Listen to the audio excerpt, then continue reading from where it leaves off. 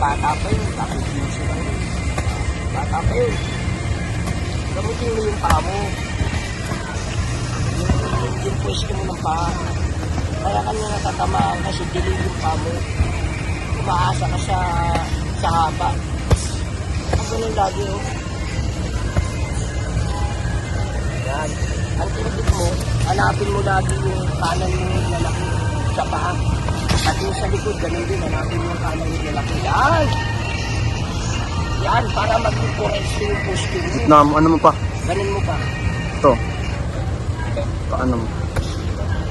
Dito, konti. Yan. Yan, oh. Yan. Yan ang lagi mong pwesto. Hanapin mo yung lalaki mo sa paa. Yung hintotoro, tsaka yung lalaki ng kanan. Kaliwat kanan paa. Hanapin mo yung lagi.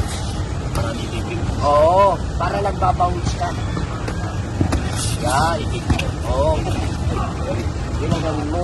Para hindi ka mapipiki. Kasi kung hindi mo gagawin yun, magna-natural stance ka, pipiki ka eh. Delay ang galaw mo. Kita mo delay ka.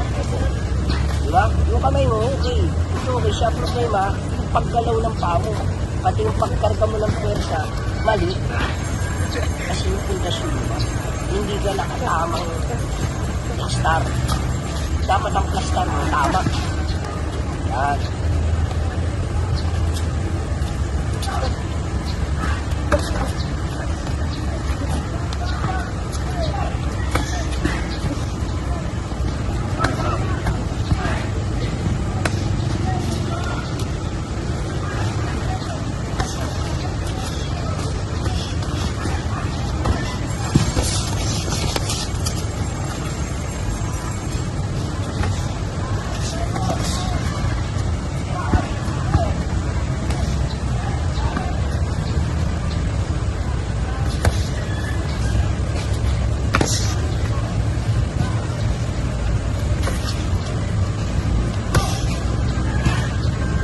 Jabin mo yung balikat, kanan.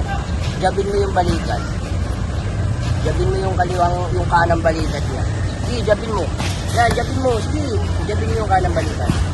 Jabin mo. Sige, jabin mo. Jabin mo. Yun o, yun na sana eh. Jabin mo yung kanang balikat. Yan, jabin mo. Jabin mo. Yan, jabin mo.